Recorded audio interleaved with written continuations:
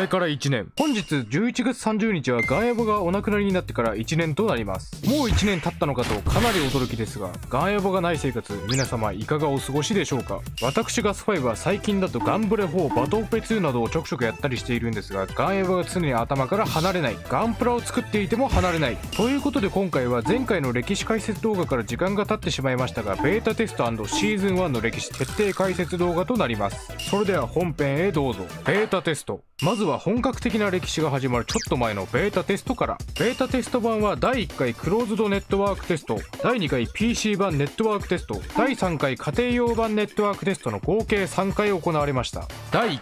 1回目は2021年8月4日と9日に行われ、募集人数は5000人と、ベータテストの中で最も当選確率は低めで、限られた精鋭のみが参加可能でした。当時参加できた人はいますか？いましたら貴重なのでぜひ自慢してください。もちろん私がスパイは当選していません。使用できた機体は12機体が使用でき、この12機体は初期ユニットとなり、ガチの初期からガンエボを支え続けることになります。追加機体などは特にいませんでした。遊べたモードはカジュアルマッチとチュートリアルのみで、プラクティスなどの自由に練習できるモード、ランクマッチなどは存在せず、シーズンパスなどのやり込み要素、機体のスキン変更なども存在しませんでした。クローズドネットワークテストなんで、最低限ゲームが動くかのテストするモードしかないですね。とてもシンプル。ゲームルールはポイントキャプチャー、ドミネーション、デストラクションの3モードに、マップは各モードに1つずつの合計3マップで遊ぶことができました。それと CBT だけの使用で、敵を撃破した際やエリア確保などをした際に CBT 以降ではマークなどでの表示で、具体的なポイントなどは出ないのですが、プラス100などの数値が表示されていたみたいで、おそらくこれは活躍度合い的なものであると考えていて、正式リリース時には数値の表示自体はありませんが、エボリューションタイム MVP に選ばれる活躍度合いの指標として残っていると思われます。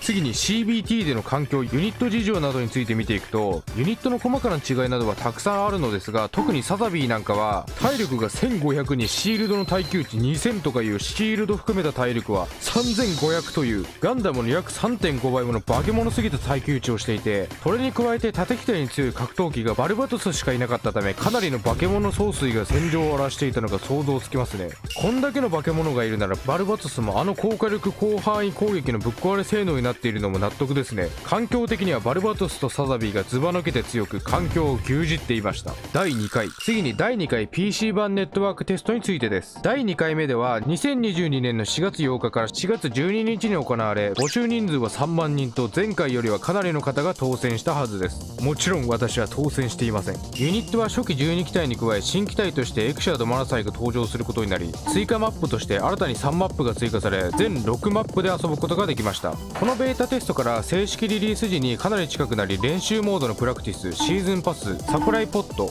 ユニットカスタマイズが登場しました。ランクマッチは正式リリース時とは仕様が違い、マスターニュータイプなどのランク帯によるランク分けがなく、ポイントによるランク分けになっていて、公式サイトにポイント上位100名が掲載される特別イベント、レートランキングが行われていました。公式サイトに載るってことはかなりすごいことだと思うので、とても羨ましい。シーズンパスの特典はある程度進めていると、一部正式リリース版に特典としてもらえるものがあり、当選しなかった私ガス5はサービス終了まで永遠にベータテストスタンプなのでマウントを取られてしまい、非常に悔しい思いをすることになります。マジで欲しかった。第2回ネットワークテストでの環境ユニット事情について見ていくと、サザビーとバルバトスはやっぱり強く、環境トップに降臨。ここでベータテスト版でのバルバトスの性能について触れると、正式リリース時の性能とは違う意味で強く、どういうことかというと、全体的なダメージは正式リリース時に劣るものの、当たり判定が異常にでかくてかなり猛威を振るっていたらしいです。その驚きの当たり判定はでかすぎて、敵の横のちょっと外れた空間を叩いても当たるほどです。サザビーは相変わらずの高耐久高火力で無双。そしてベータテスト版ではヘッドショットになる判定が正式リリース時より大きいため、射撃機体で高火力を出せるガンダム、ヘッドショットでほぼ全ての機体をワンパンできるジムスナイパー2もかなり使われていました。他にも素早く高火力の格闘機エクシア、範囲攻撃のメイン G マニューバが優秀なドムなど CBT の時よりはいろんな機体が使われていた印象ですね。逆に正式リリース時から差しまでかなり強かったターン A とマラサイは月光町の操作性が悪かったり、ミヘビが当てづらかったり、攻撃性能が抑えめなど、これらの要素であまり使われていなかったみたいで、彼らが環境を破壊するのはこの後のお話。第3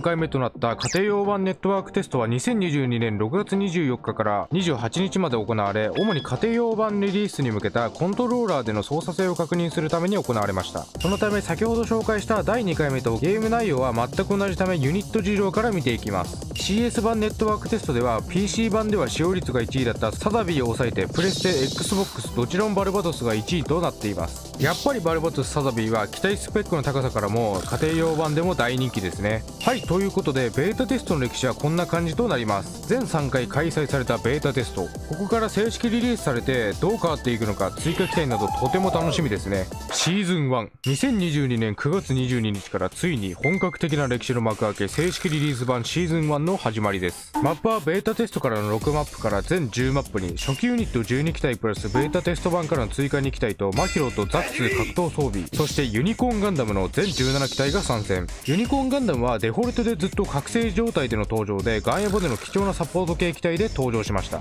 登場した当時ではまだサポート性能はそこまで高くありませんが、後のシーズンで回復力やアーマー付与、メイン攻撃の弾数などに調整が入り、かなり強化が入ることになり、同じくサポート特化のメタスと一緒に戦場の縁の下の力持ちとして支えていくことになります。マヒロはガンエボの機体の中でも使用感が全く異なっていて、とにかくマップの理解度が必要、機体開放が無課金だと限られている、修正されるまで火力が低かった、モーションに癖があることもあってなかなか使い手は少なかった印象ですね。その代わりガンエボ界のマスコットとして愛されていくこととなります。頭がゴン君みたいなのは本人には言わないであげてください。ザク2格闘装備はこの後に格闘機たちのえげつない紹介があるので、その時にまとめて紹介します。その他にはランクマッチでベータテスト版でのレートだけの表示だけではなく、ダイヤマスターなどの他ゲーでもおなじみのランクに加えて、ニュータイプというガンダム好きなら誰もがおそらく憧れるであろう選ばれし精鋭が到達することができるランクとして登場。シーズン1のシーズンパスではオリジナルスキン、スタンプなどが登場し、シーズンパスの目玉としてユニコーンガンダムのレジェンダリースキンがもらえました。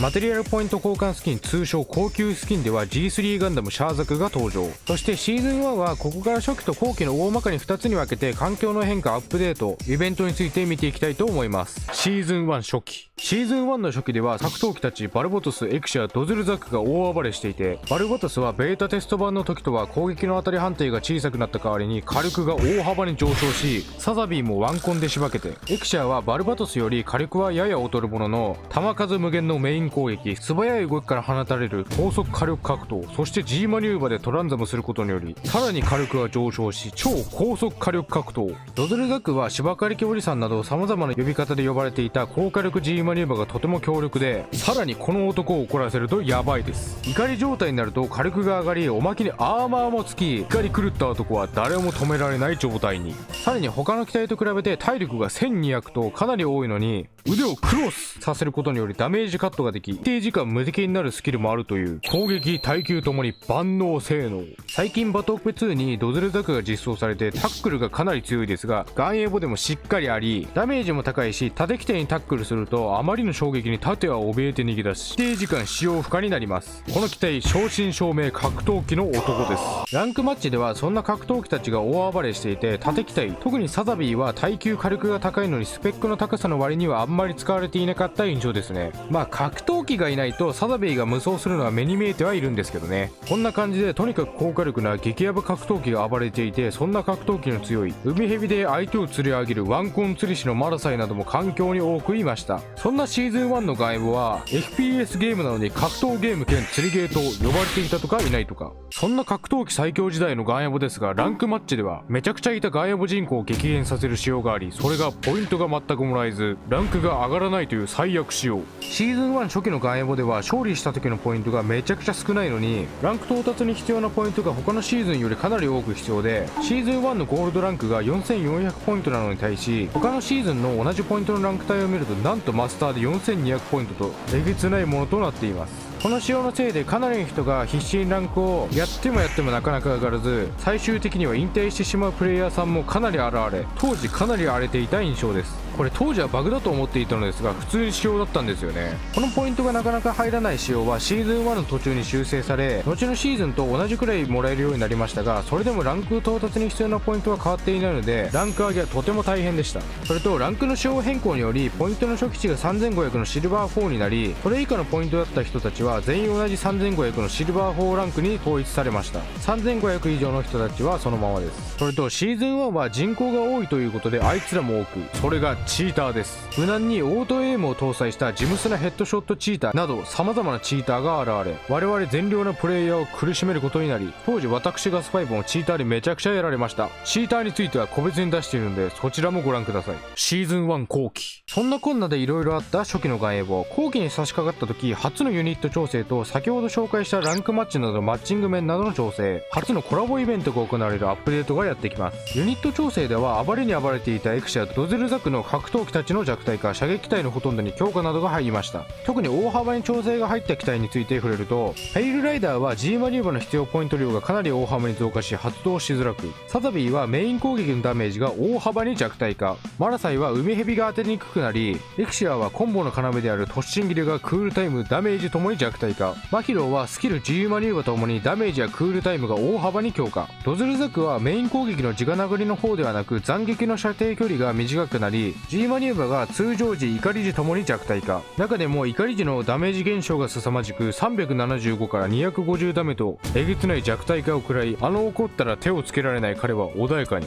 その他強化された機体はこんな感じとなっています。これらの調整後から一気にドズルザクは数を減らすことになり、クシアも前ほどは少なくなり、サザビーも大幅に弱体化されたため、環境には格闘機ではバルバトスのほぼ一強となると思われたのですが、サザビーが減ったことによりマラサイは多くなり、射撃機体も軒並み強化されたので、初期環境よりはバルバトスは少し動きづらくなったかなという感じで、射撃機体がそこそこ増えました。マッチング調整では先ほども紹介したポイントの増加などの調整、カジュアルマッチでのレート制限がなくなり、誰とでもカジュアルマッチに行けるように、パーティーでランクマッチに参加した際に実力が同じくらいのパーティーとマッチングするように、途中体質が多発していたことからペナルティの増加などの調整が行われました。中でも途中体質についてはかなり悪用されていて、パーティーでランクマッチに行き負けそうな時に故意にパーティーメンバーの1人が抜けると、その他のプレイヤーのポイントが免除になるということができ、途中体質したプレイヤーも少しのポイントしか減らず 1,2 分待てば再度ランクマッチプレイ可能なので、普通にプレイしている人たちが損をしている気分になるという理不尽なものとなっていました。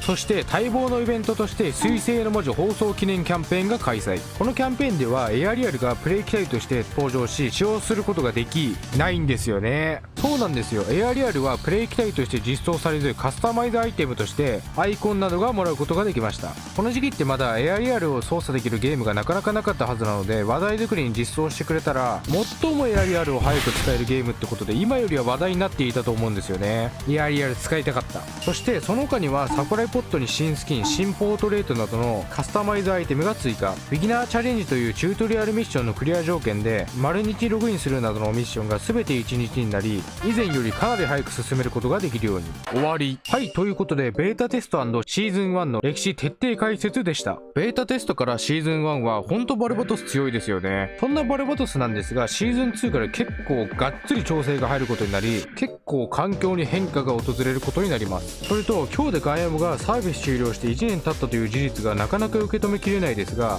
やっぱり歴史解説は作っていてとても楽しかったですね。続編は厳しいと思っているんですが、何かの間違いでガンヤモ2が発表されたり、ガンヤモの技術を生かした作品なんかが出てくれるととても嬉しいと思う今日この頃。次の歴史徹底解説もぜひ見てくれると嬉しいです。それではご視聴ありがとうございました。バイバーイ。